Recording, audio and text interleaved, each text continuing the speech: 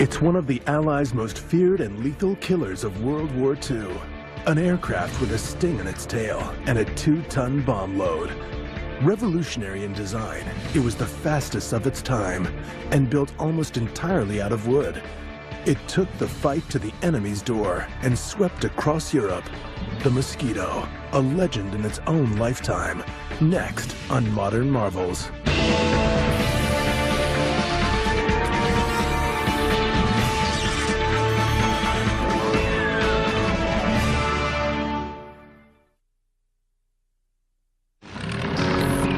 The best aircraft are often the fastest. The pursuit of speed has been part of the appeal of aviation from its earliest days.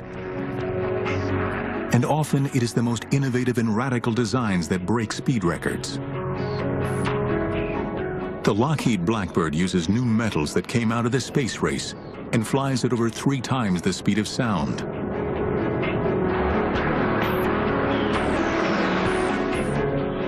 Throughout the 1930s, one company in Britain was also obsessed with speed, and it was one man's dream to use a radical material to build the fastest aircraft in the world. The material was wood, and his name was Geoffrey de Havilland. He was so very determined. Anything he wanted to do, he got on with it and did it. A real leader of people, not by driving them, but leading them from the front.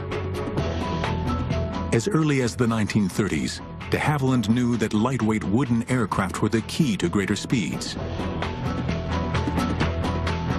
In 1934, his twin-engine Comet won the London to Melbourne, Australia air race. With speeds of over 200 miles per hour, the aircraft flew halfway around the world in just 77 hours. A ship would take 4 weeks. From his experience building the Comet, de Havilland visualized building a super-fast, high-precision bomber.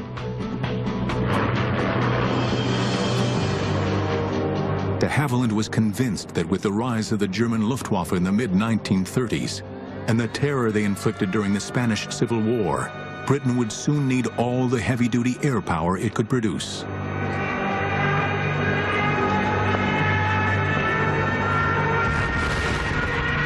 It took the British quite a while to realize that the Germans had innovative designs, monoplane fighters, but more importantly, they had medium bombers that were being developed, and they had, in effect, tested them in the Spanish Civil War from 1936 onwards.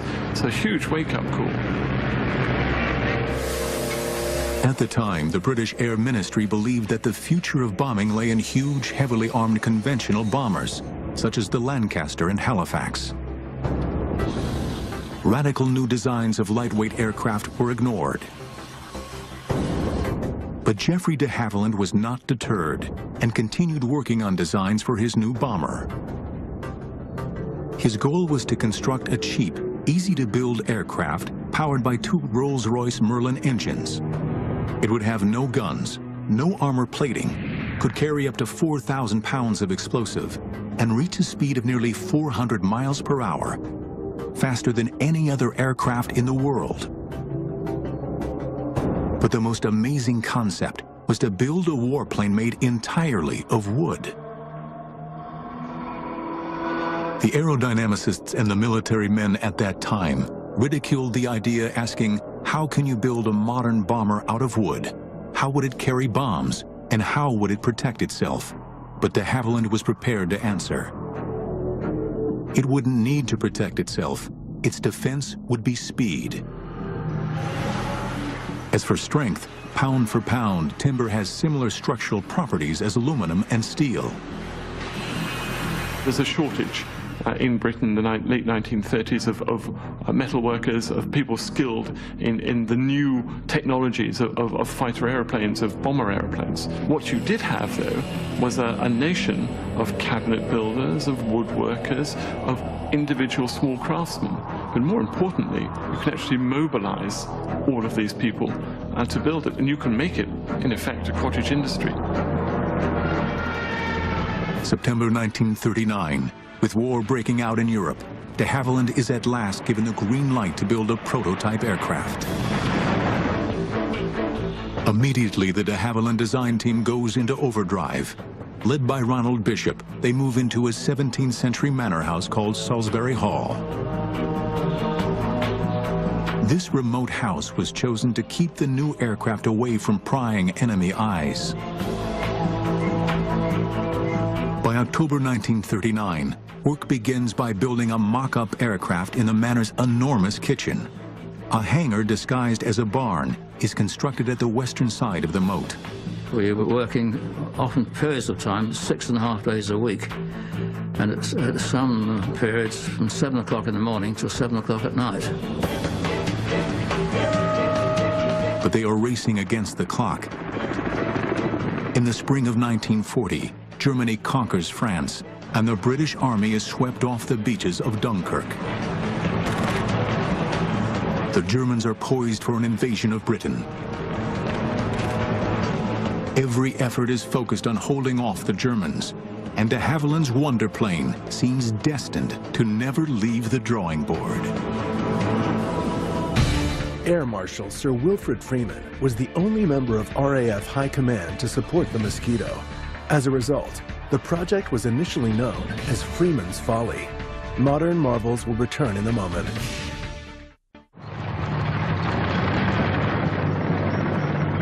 June 1940, the German army has advanced to the shores of the English Channel and is getting ready to invade Britain.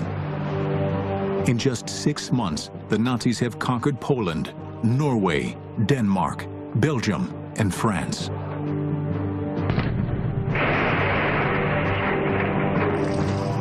Britain is the only country left to face the onslaught of Nazi Germany.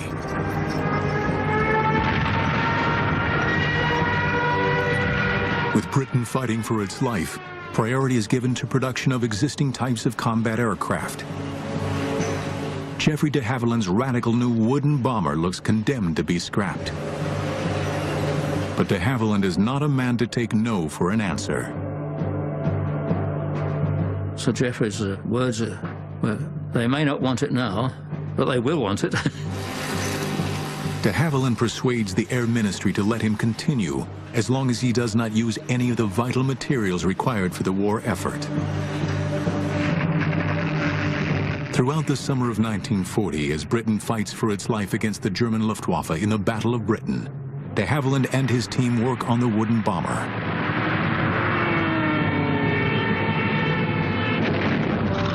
Finally, in December 1940, the aircraft is ready to be shown to the men from the ministry. It is called the Mosquito. De Havilland has done the impossible. Using scraps from the British military machine, he created the fastest aircraft in the world. We knew it would fly. We were absolutely confident it would. And the question is how much better than the Spitfire it would be. Of course, we said it would be, and it was. 20 miles an hour faster. The Air Ministry is so impressed with its performance that they place an order for 150 Mosquitoes. It is an amazing contract for an untried and untested aircraft. It's almost an impossible task. It's a wonderful thing to change from, they don't want it, and so give us more and more. But de Havilland's vision of construction answers the call, enabling the Mosquito to be built in vast numbers. A plan that is as simple in practice as it is visionary in conception. The aircraft would be built like a model plane, with wood, plywood, glue, and screws. Over 400 companies around Britain with wood craftsmen would make the various sections. The fuselage would be built in 2 halves before being bonded together. The wing would be assembled in one piece and then transported to the main factory for the final assembly. In all, over 6 tons of wood and nearly 50,000 brass screws are used in each aircraft. At 40 feet long, with a wingspan of 54 feet, a legend is born. With a speed of 400 miles per hour, faster than any aircraft in the world, The Mosquito is ready to do battle. The RAF views this plane as too valuable to let just anybody fly it. Only the most experienced crews are selected. But for many of these men, the Mosquito, powered by its two mighty Merlin engines, is unlike anything they had ever flown before. The purr of a Merlin is something to experience. It really is. And then we taxied out and took off. There you were. You suddenly look at the altimeter. The 1 minute you were down at 1,000 feet, next minute you're up at 30,000. She would climb at 2,500 feet a minute, and that was really going some. You had to get into a jet to fly anything faster than that. If you started to mishandle her, pushing and pulling, in no time at all you would over-control, and she would be like a mosquito. She would sting you. In July 1941, the first Mosquitoes to go into service are delivered as photo reconnaissance units. It has taken just 22 months from the first drawings to delivery. Unarmed, bristling with up to 5 cameras, these aircraft are soon sweeping all over Europe, evading anti-aircraft guns and German fighters. The Germans have nowhere to hide. Nothing is safe from the Mosquito's prying eyes. Photo reconnaissance was vital. We're talking of the days before satellites, the days when human intelligence on the ground was limited. It was difficult to get back good information. Before every single bomber command raid over enemy targets, they had to take pictures of the targets and in fact had to report the weather as well. So the Mosquito was an ideal aeroplane for that. In fact, you could say probably it was the best aircraft for this. But it is as a bomber that the Mosquito comes into its own. During the early part of World War II, bombing was a case of hit or miss. Aircraft flying at 16,000 feet would drop their bombs in huge numbers, relying on luck, weather, and flying skill to hit their targets. But in 1942, the Mosquito bomber version changes all that. Relying solely on speed and height to outrun the enemy fighters, Mosquitoes can drop their bombs with pinpoint accuracy. Soon, Mosquitoes with their payload of 4,000 pounds are an integral part of bombing missions. But the Mosquito is even more deadly once the pilots perfect the art of fast, low-level daylight raids. We had to be under 50 feet to be under the radar. That's the whole point of low-level operations, so the Germans don't know you're coming. And then, of course, you had to go low over the target as possible, so that you took them hopefully by surprise.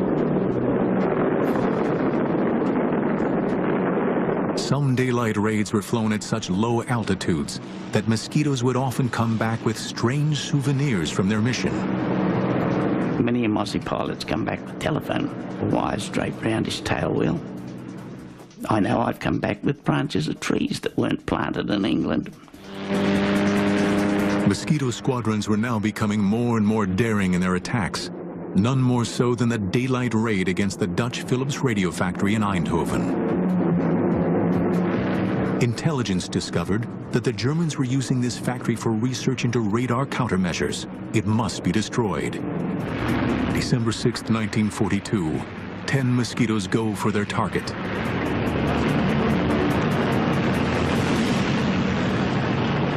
We went low level down the Scheldt estuary into Holland. And then just then we were approaching a place I think called Turnhout. And at that point we had to climb up to 1,000 feet. And then we turned to port, and up came the factory and went down in a screaming dive and dropped our bombs straight into it.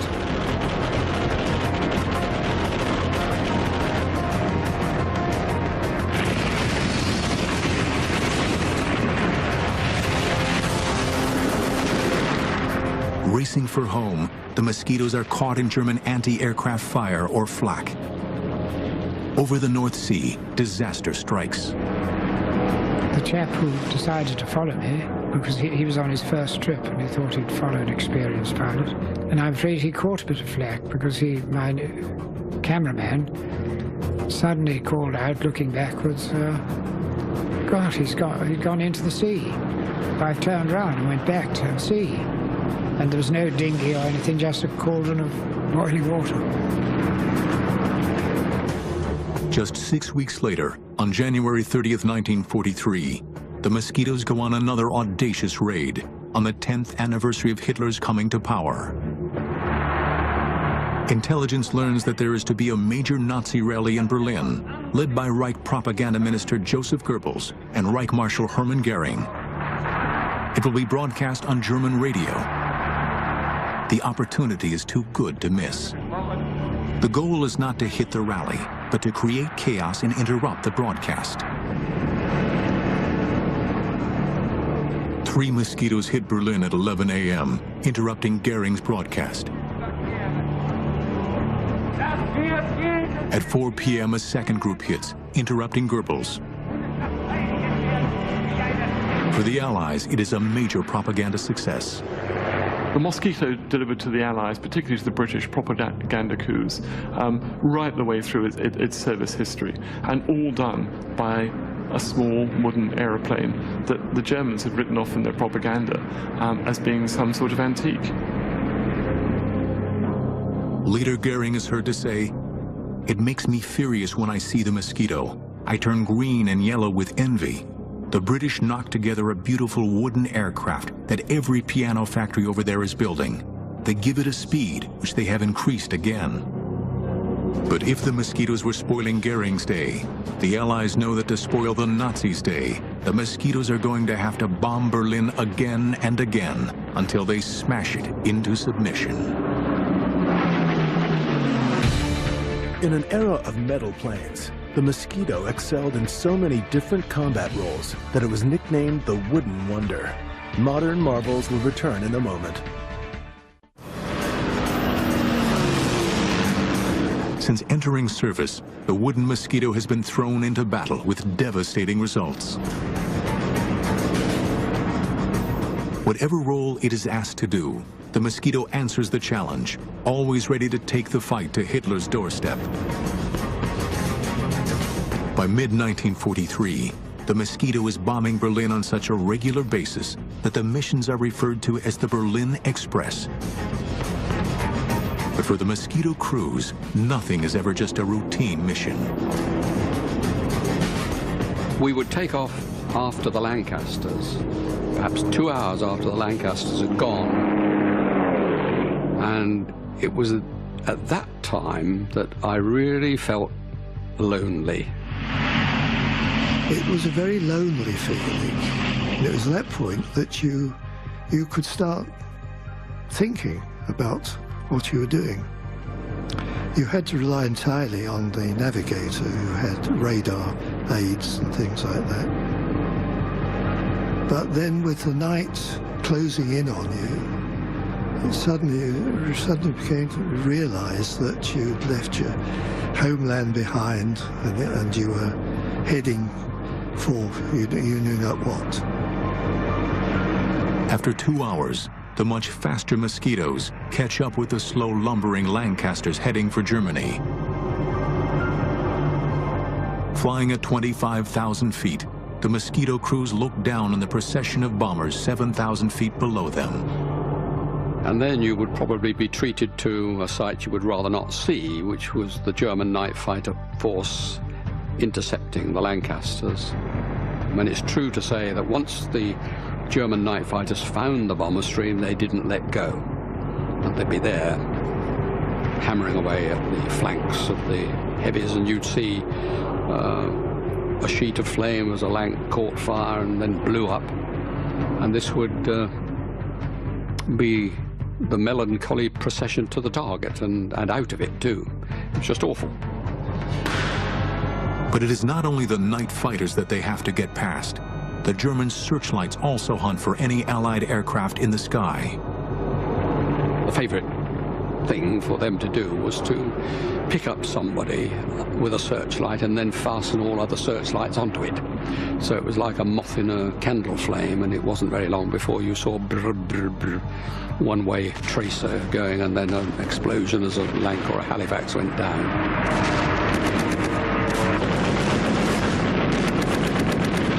Suddenly, the most frightful glare suddenly hit the cockpit, and this blinding light, and I realized what it was, but at the same time, this bloody tracer came shooting past.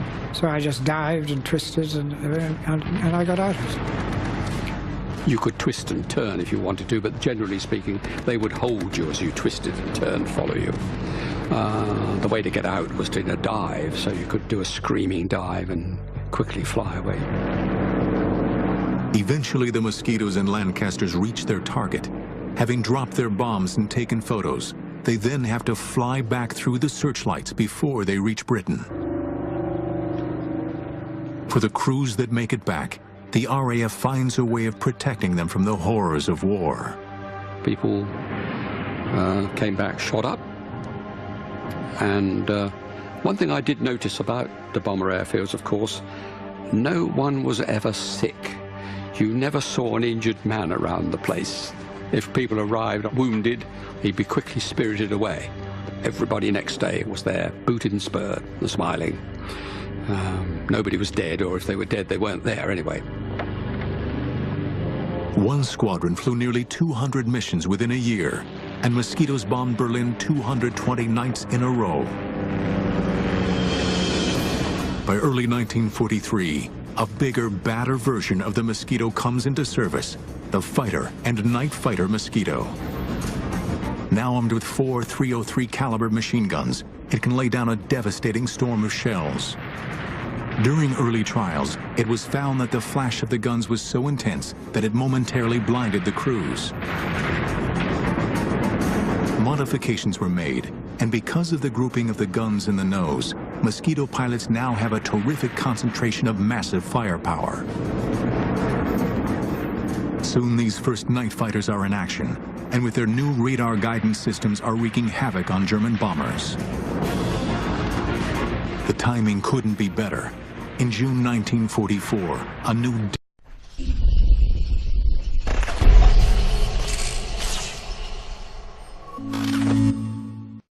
devastating weapon hits Britain.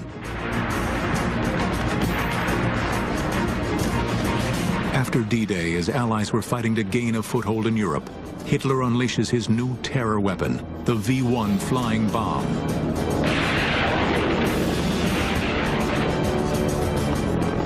Flying at nearly 400 miles per hour, equal to the Mosquito's speed, and packed with high explosive, the V-1s are aimed at London.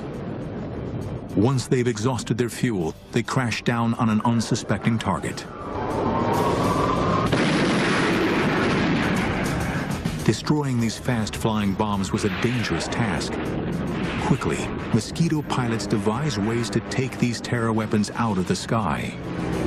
They would try and get some height and then swoop down on it and shoot it with cannon. But obliterating a terror weapon could be life-threatening in more ways than one, as one pilot found out. And he squirted at it with his cannon, but he was a bit too close and it flew to bits. And a bit of it came in through the front and pierced the dinghy that he was sitting on. It inflated in the cockpit, so up he came off his seat and up towards the roof. But he was very fortunate. He always carried a dagger down his boot. I don't know if he wanted to fight his way out of Germany, perhaps. He produced the dagger, stabbed the dinghy, and down it went, and he got home. When I heard the story, I was absolutely terrified, and I always carried a knife down my own boot after that, just in case. While the fighters were attacking the V-1s in the air, their photo recon brothers are scouring France and Belgium, hunting down their launch sites. As we got near the target, of course, the navigator would alert you to your position, put your nose down onto towards the ramp and the pillbox, and the pilot would release the bombs. We did, I think, over 3,000 sorties against them, And in the end, Hitler only launched 5,000 of them. And it was an ideal target for the Mosquito. The Mosquito was made for V1 sites. After just 9 weeks, the Mosquitoes have destroyed over 650 of these terror weapons.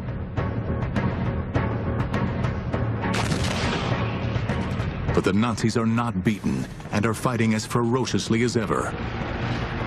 Once again, the Mosquito will go into harm's way on one of the most daring and ingenious raids of World War II.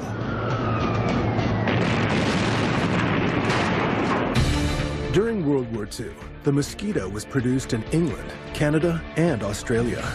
The versatile aircraft served in Europe, the Middle and Far East, and on the Russian front. Modern marvels will return in a moment. By 1944, the Mosquito, affectionately known by everybody as the Mossy, has become the RAF's favorite aircraft. As a supreme bomber, fighter, and reconnaissance aircraft, it is used in almost every theater of war. From its early days, Coastal Command has used Mosquitoes as a vital weapon against harbors, shipping, and vicious German U-boat packs. But by 1944, it has a bigger sting in its tail.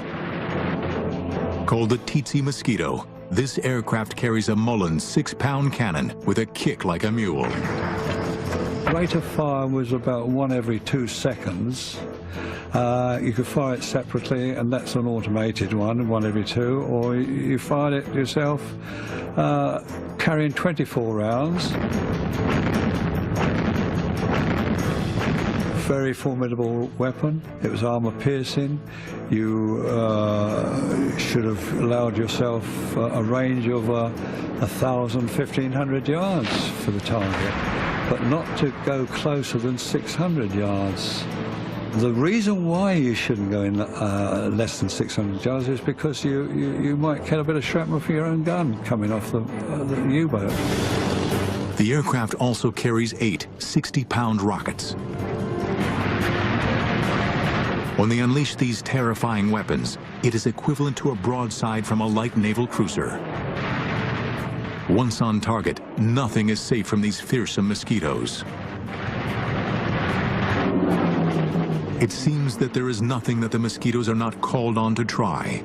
Always ingenious, the military are constantly planning different ways to use this unique wooden aircraft against the enemy. But what makes the Mosquito a legend are the daring low-altitude precision raids against the German Gestapo.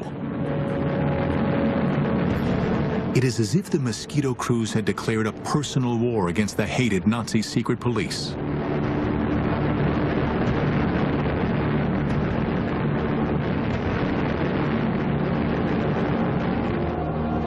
Since the early 1940s, the French resistance network has been a major thorn in the side of the German occupation.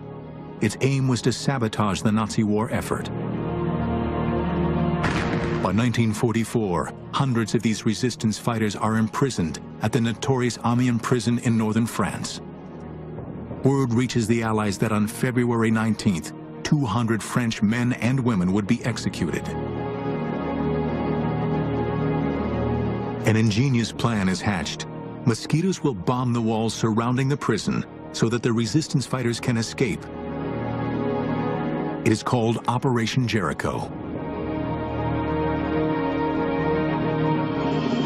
The main prison layout is in the shape of a crucifix and surrounded by a 20-foot-high, 3-feet-thick wall topped with broken glass. Located at the end of a long road, the prison is surrounded by open, flat countryside. The timing of the raid is essential to its success. It must be midday when the prisoners are in the yard and the guards are having lunch. Equally important is precision. Great care has to be taken that enough explosive is used to smash a hole in the outside wall without destroying the prison and killing the inmates. When told of the danger, the resistance fighters reply they would rather die from RAF bombs than by a German firing squad. On the morning of February 18th, the Mosquito crews learn of their target. We went into the briefing room around about 9:30, 10 o'clock in the morning. And on the table was a mock-up model of the Amiens prison. And we were told we were going to try and breach the walls and give the prisoners a chance to escape. The attack, timed for exactly noon, consists of 3 stages. One squadron was briefed to breach the walls, in other words, to toss the bombs or fly very low level and put the bombs at the base of the walls, if possible. The second squadron were to come in at 12:02 when the guards had gone to lunch and bomb the dining hall, mess hall, anything they could lay their hands on to keep the guards under control. In case of the first squadron not breaching the walls completely, or the second squadron not doing the guards' quarters, etc., then the third squadron would bomb the whole prison. As the crews wait for takeoff, it looks as if the raid might be called off. The weather has closed in, and all aircraft are grounded. It was very, very bad weather, low cloud and sort of spitting snow, do you know what I mean? Very low cloud. And we didn't think it would go on. What the Mosquito crews do not know is that the French resistance have sent a coded message: strike now or never, execution's imminent.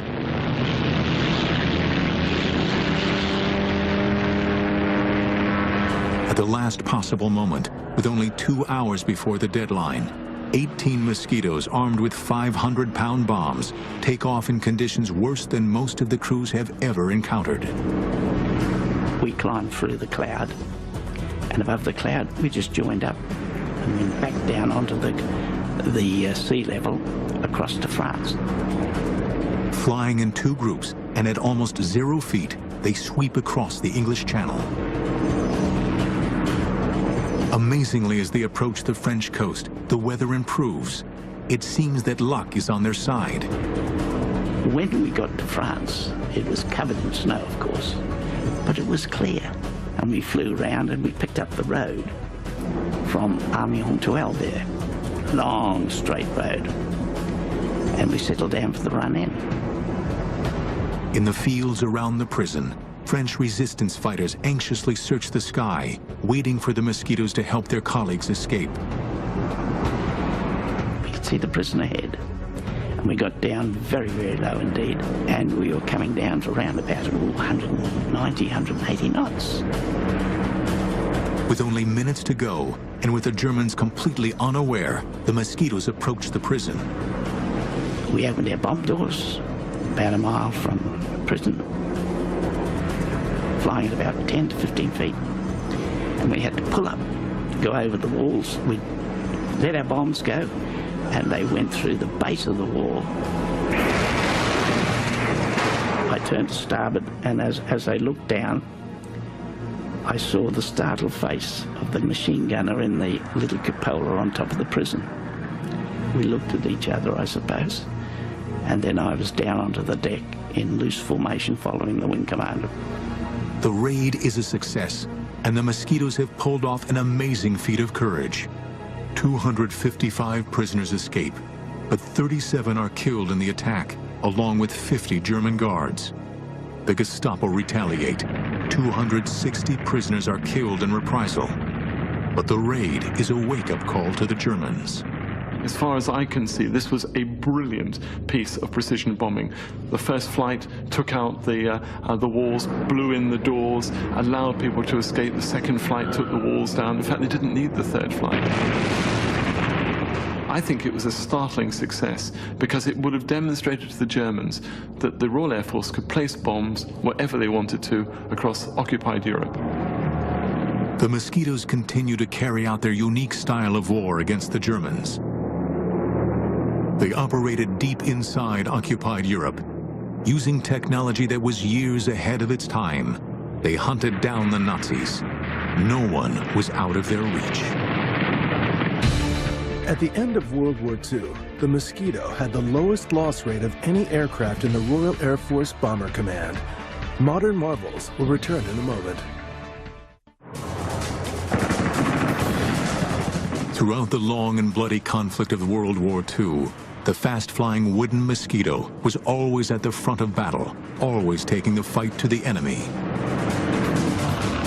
But it was the Americans that came up with yet another novel use for this versatile aircraft. Late in 1944, the OSS, the Office of Strategic Services, a forerunner of the CIA, took over 5 Mosquitoes to work with their agents in occupied countries. Because the war was moving so rapidly, intelligence had a hard time knowing exactly what the enemy was doing. Only agents behind enemy lines could supply this information. It was vital that these agents get this information across enemy lines. Using Morse code was not an option, as the Germans can easily detect it. They needed something else. 2 American scientists had developed a transmitter that enabled an agent to talk to an aircraft. Called the Joan Eleanor system after one of the scientists' wives, it was an early version of the cell phone. By transmitting on a waveband so narrow, the Germans would have to be within 50 feet of the agent to detect him. But the ingenious part of this plan was the Mosquito.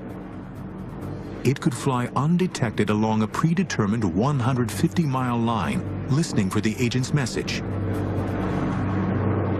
Inside the Mosquito is an OSS operative.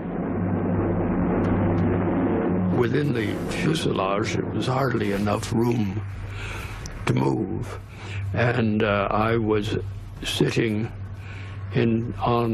almost on top of a big fuel tank. The petrol in there would expand and would come out on a special valve, and I could see it down there bubbling, and that was petrol. When you switched on your suit, you always expected a spark, boom. But we were so high that there was very little oxygen in the air. When the Mosquito reaches the area, the OSS operative can begin calling the agent. This is 5278, 5278, calling Z313131, and then wait for him to say, yes, I'm here, and give me the answering code. Sometimes, the Mosquito will fly along the designated route for hours on end before the agent answers. When you heard them, it was exciting. It was, look, I've got him, finally.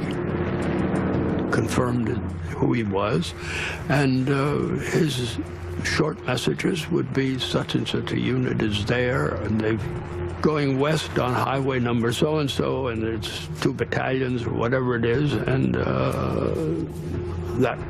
and we could get it back in 3-4 hours. But many times the agent never answers. Sometimes they cannot find a safe place to transmit from, and sometimes no one even knew the planes were there. Well, when time was up, the pilot knew just how much petrol we had, we'd turn around, go back. For a long time, the Mosquito had been the weapon of choice as a pathfinder for the bombers. But as a low-altitude marker, it was second to none in helping annihilate the German war machine in France. To enable precision bombing and reduce civilian casualties, the Mosquitoes flew with the squadrons of heavy bombers.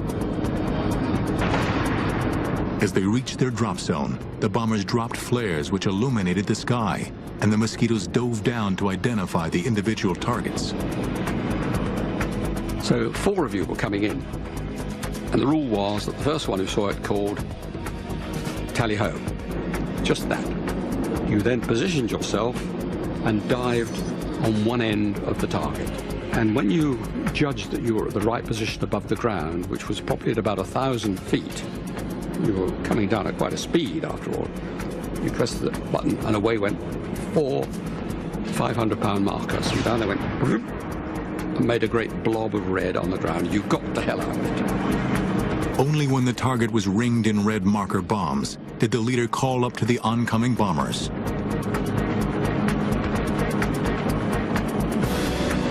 But one of the most demanding roles the Mosquito took on was to cut off enemy supplies.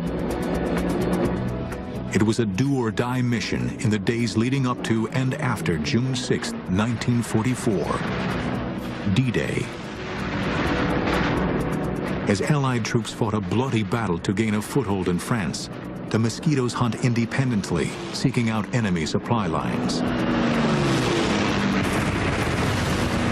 Trains we preferred to attack because they were always carrying war material on it, or reinforcements for the front. Sometimes you could attack a train going into a tunnel, and you'd get the other end of the tunnel and wait for it and shoot it up as it came out. It was fun, really, shooting up trains. During the month of June, Bomber Command flew over 15,000 raids in support of the Allied invasion forces. And by the end of 1944, they had helped drive the Germans back into their own country. Finally, on May 2, 1945, 2 days after Hitler's suicide in Berlin, 126 Mosquitoes took part in the last raid of the war in Europe. Their target, the German port of Kiel. Within 2 hours, the city was reduced to rubble, a grim legacy to the destructive power of the wooden wonder. The aircraft that was initially greeted with scorn proved to be no joke.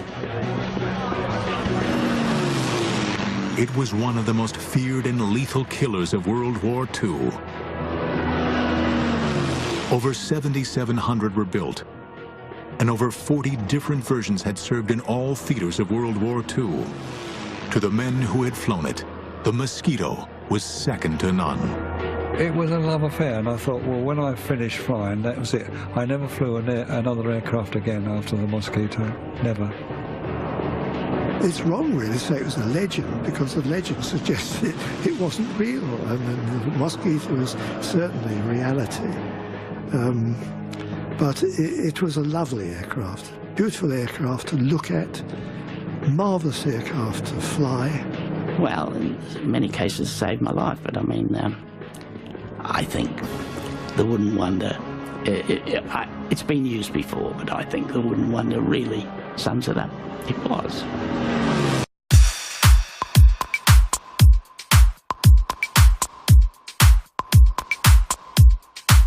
To build the fastest aircraft in the world. The material was wood, and his name was Geoffrey de Havilland. He was so very determined. I think he wanted to do. He got on with it and did it. A real leader of people, not by driving them, but leading them from the front. As early as the 1930s, de Havilland knew that lightweight wooden aircraft were the key to greater speeds. In 1934, his twin-engine Comet won the London to Melbourne, Australia air race. With speeds of over 200 miles per hour, the aircraft flew halfway around the world in just 77 hours. A ship would take 4 weeks. From his experience building the Comet, de Havilland visualized building a super-fast, high-precision bomber. De Havilland was convinced that with the rise of the German Luftwaffe in the mid-1930s and the terror they inflicted during the Spanish Civil War, Britain would soon need all the heavy-duty air power it could produce.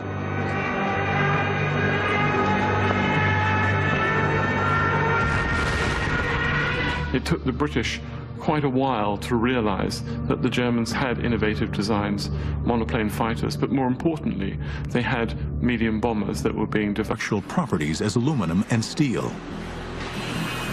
There's a shortage in Britain in the late 1930s of metal workers, of people skilled in the new technologies of fighter airplanes, of bomber airplanes. What you did have, though, was a nation of cabinet builders, of woodworkers, of individual small craftsmen but more importantly, you can actually mobilize all of these people to build it, and you can make it, in effect, a cottage industry.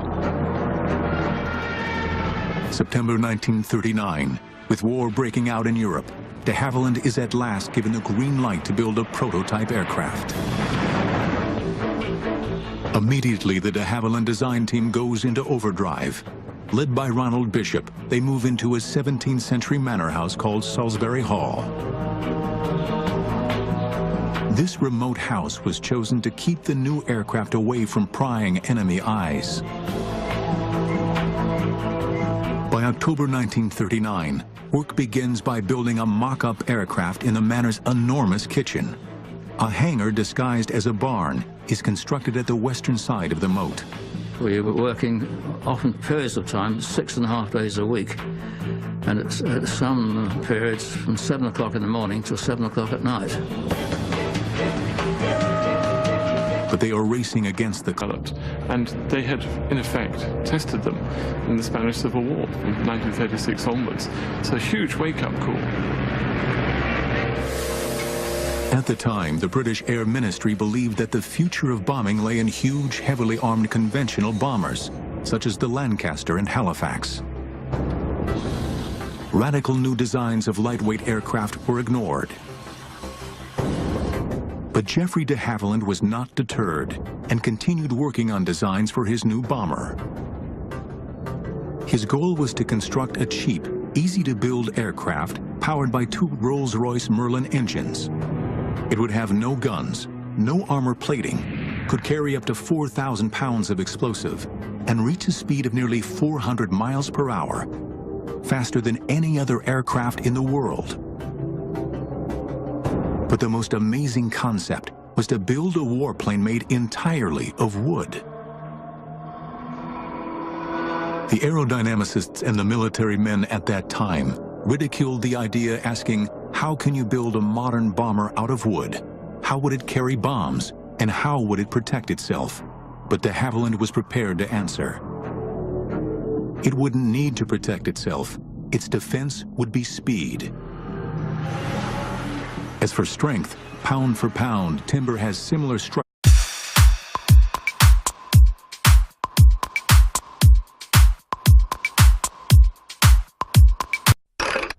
It's one of the Allies' most feared and lethal killers of World War II.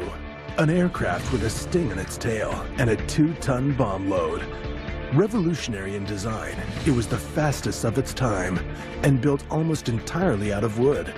It took the fight to the enemy's door and swept across Europe. The Mosquito, a legend in its own lifetime. Next on Modern Marvels.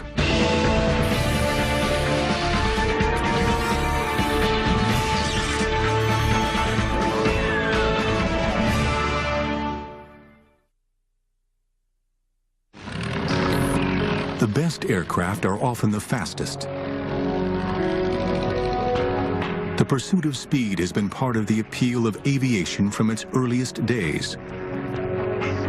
And often it is the most innovative and radical designs that break speed records. The Lockheed Blackbird uses new metals that came out of the space race and flies at over 3 times the speed of sound.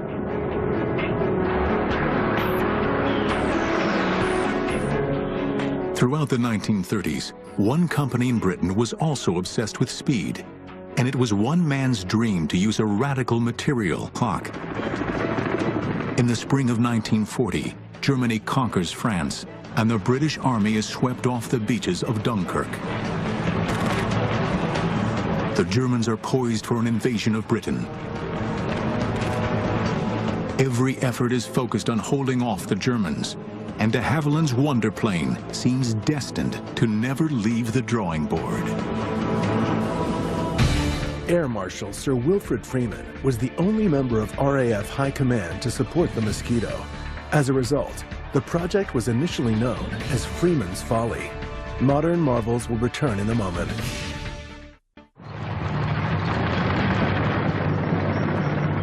June 1940. The German army has advanced to the shores of the English Channel and is getting ready to invade Britain. In just 6 months, the Nazis have conquered Poland, Norway, Denmark, Belgium, and France.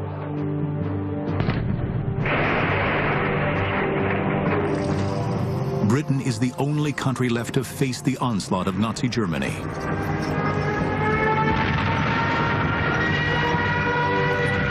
With Britain fighting for its life, priority is given to production of existing types of combat aircraft. Geoffrey de Havilland's radical new wooden bomber looks condemned to